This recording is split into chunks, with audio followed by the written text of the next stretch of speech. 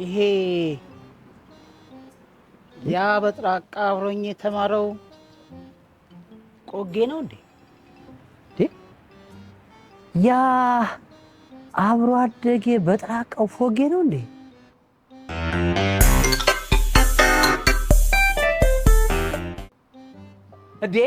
እንዴ ቆጌ ፎጌ እንዴ ነችና ቆጌ እኔ አላምንም። ኦ ማይ ጋድ ፎጌ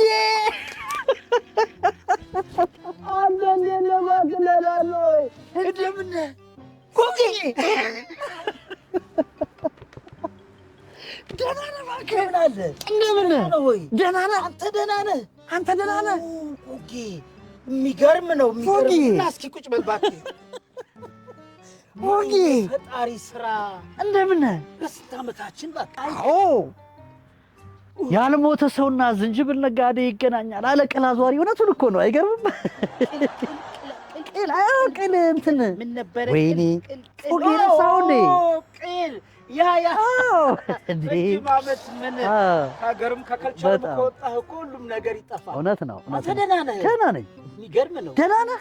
አለሁልህ። ይሄ በጣም ከረጅም ዓመት በኋላ ተገናኘን። አንተ ግን ስንት ዓመት ይሆናል? በእናትህ በእኛ በፈረንጆቹ በ96 ነው የወጣሁት። በኢትዮጵያ አይዶ ነው በ88 አካባቢ ኦልሞስት 20 ምናምን ብዙ ዓመት 30 ጠግቷል። እንዴ ረጅም ጊዜ ነው። አይ ፎጌ አንተ ግን ይገርማል። ያው ነህ። ምን ያው ነኝ? ያኔ እንደተለየው ፈረንጅ ሀገር ብርዱና ቁሩ በረሃውና ሙቀቱ ሲፈራረቅብኝ ምን ሰውነቴ እኮ ተለይቷል። ይገርማል። አዎ የት ሀገር ነው የተማርከው? ስንቱን ሀገር ልጥቀስልህ ቆጌ። 26 ሀገር ነው የዞርኩት። 26 ሀገር ከአውሮፓ አሜሪካ፣ ከአሜሪካ እስያ፣ ከእስያ አንታርክቲካ፣ ከአንታርክቲካ አፍሪካ። ምን ያህል የሄድኩበት ሀገር አለ። ይገርማል በጣም። የሰው ልጅ ያው መውጫ መንገዱ ብዙ ነው። እኔ እንኳን ሲሄድ ለዚህ ለትምህርት ምናምን ብዬ አልነበረም የሄድኩት። እሺ መጀመሪያ ያው በእኛ ቤተሰብ እንግዲህ አንዳንድ ቤተሰብ የሚያወርስህ ነገር አለ ነው። አንዳንዱ ያው የደም ግፊት ምናምን በሽታ ያወርሳል። እኛ ቤተሰብ ደግሞ ቁንጅና እና ሀብት ነው ያወረሰን። ይገርማል። እና በትምህርት መጨረሻ ላይ የቁንጅና ውድድር ተደረገና ከዚህ ከኢትዮጵያ አንደኛ ወጥቼ ሄድኩኝ። አንደኛ ወጣሁና እዛ ሄድኩኝ። እዛ ሄጄ ደግሞ የዓለም ቆንጆ የተባሉ በሙሉ ከህንድ፣ ከፈረንሳይ፣ ከእንግሊዝ፣ ከአፍሪካ፣ ናይጄሪያ፣ ደቡብ አፍሪካ ሁሉ ተሰብስበው መጡ፣ ተወዳደሩ። አንደኛ ወጣሁ። የሚገርም ነው። ያው ቤተሰብ ምን ታደርገዋለህ? እንደዚህ አይነት ነገር አለ በዘራችን። አሁንም እኮ በተለያየ መዝናኛ ቦታ ላይ ያሉት የኛው ቤተሰብ ናቸው እኮ። አሁን በቴሌቪዥን የኢትዮጵያ ቴሌቪዥን ኢቢኤስ ታውቃለህ? ኢቢኤስ አዎ በደንብ መከታተል። ቆንጆ ልጆች አሉ። ኧረ እሺ አንድ ቆንጆ ጥራልኝ ምሳሌ። ሉላ ገዙ የገዝዬ ልጅ ናት። የትልቅ ወንድሜ ልጅ ናት። ያንተ ሳያት ታውቃታለህ? አዎ ደምሴ አዎ የሲስተር አራተኛ ልጅ ናት እኮ። የሲስተር ልጅ ውሃችን አይናገርም። አዎ ቅንድባችሁ ላይ ትንሽ ግንባርና እንደዚህ ሰው የሚያውቀው በዚህ ነው። አንቺ ዝምድና አለሽ ይለኛል አለች ስትነግረኝ። ዝምድና አለሽ ይገርም። አሁን ሰሞኑን አሁን ለማነጋጋሪ የሆነች ልጅ አለችም። ሀሴት አዎ የደርዬ ልጅ ናት። የትንሽ ወንድሜ ልጅ ናት። ምን አይነት ታምር ነው የምትነግረኝ? ታሪክ እኮ ነው። እኔ እዛ ሆኜ ነው የተወለደችው እና እባክህ ስም አውጣላት አሉኝ። እሺ ያ ቤተሰብ በቃ ሰክሰስፉል ሆነናል። ስለዚህ በቃ እቺ ልጅ ሀሴት በሏት አልኩ። ቤተሰብ ኮራ፣ አገር ኢትዮጵያ በሙሉ ኮራ። ሀሴት ስሟን ያጣሁት ነኝ እና በዛ ሄድኩኝ። ነጮቹ ተገረሙ፣ አሜሪካኖቹ። ይሄ ቤተሰብ መጠናት አለበት አሉ።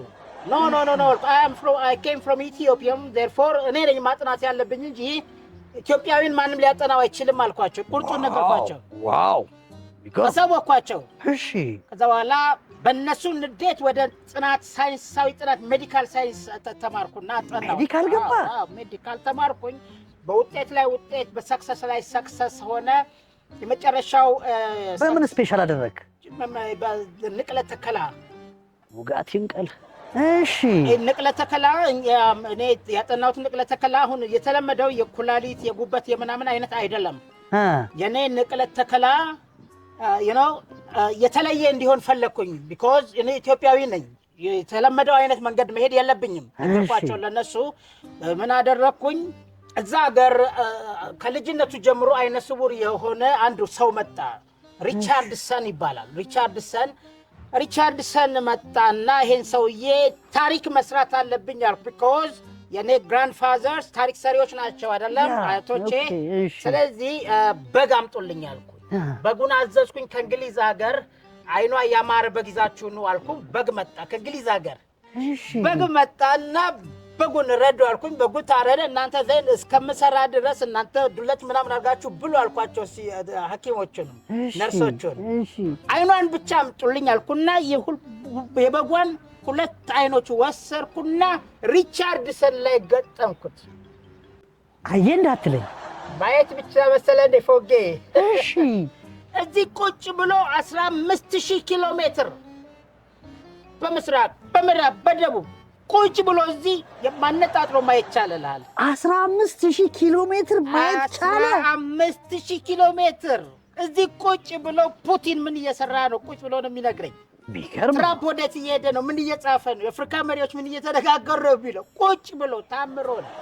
የዓለም ሚዲያ በሙሉ መነጋገሪያ ያደረገው የኔን ጉዳይ በሽልማት ላይ ሽልማት፣ በሽልማት ላይ ሽልማት፣ በሽልማት ላይ ሽልማት። ይገርማል። በጣም ድንቅ ነው። ምን ታደርገዋለህ? እንደዛው በጣም አኩርተናል። ታዲያ አሁን ለረፍት መጣህ ነው? ረፍት ኦኬ፣ ትቀልዳለህ። ረፍት የሚባል ካየው 30 ዓመት አለፈኝ። ከአውሮፕላን ወደ አውሮፕላን ነው፣ ከበረራ ወደ በረራ ነው፣ ከጠቅላይ ሚኒስትር ጠቅላይ ሚኒስትር፣ ፕሬዚዳንት ነው። ጊዜ የለም። ገርማል። ይህንን ዝና ሰምቶ የኢትዮጵያ መንግስት ለሽልማት ጠርቶኝ ሽልማት ነው ሰሞኑን አለ። ድንቅ ነው። ውጭ ላይ እኮ መነጋገሪያ ነው። ያው እኛ ህዝብ ከሚዲያው ራቅ ስለምንል ነው እንጂ አሁን ሌላ ሀገር ፎጌ ማለፊያ የለኝም። ይገርማል። በእውነት ደግሞ ይገባሃል። ሙት ጓደኛዬ አኩርተናል። ይገባሃል በእውነት ብታደርገዋለህ። አንተ ደህና ነህ? ግን በጣም ደህና ነኝ ይመስገን ነው። አንተ እንዴት ነህ? እባክህ እንዴት ነው? ደህና ነኝ። በዛው ቀጠልክ? ምን አደረግህ? አይ ፎጌ ስለ እኔ አልሰማህም እንዴ? አልሰማሁም። ምንድን ሙት ምንም ሰው አላገኘሁም ከመጣሁ ጀምሮ።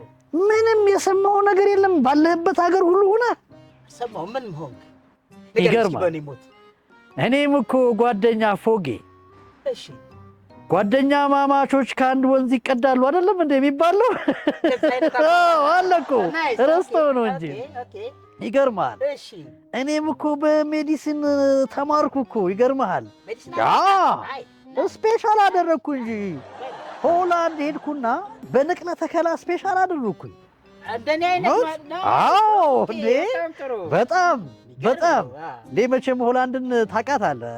እርግጠኛ ነኝ በዛ አልፈ ይሆናል ብዬ ገምታለሁ። ወቅት ለቁርስ ወረድኩና ትንሽ አየሩ ከበደኝ። አውሮፕላኑ አስነስቼ ሄድኩኝ። እርግጠኛ ነኝ ወተት ጠጥተሃል ይመስለኛል። አዎ እንዴ!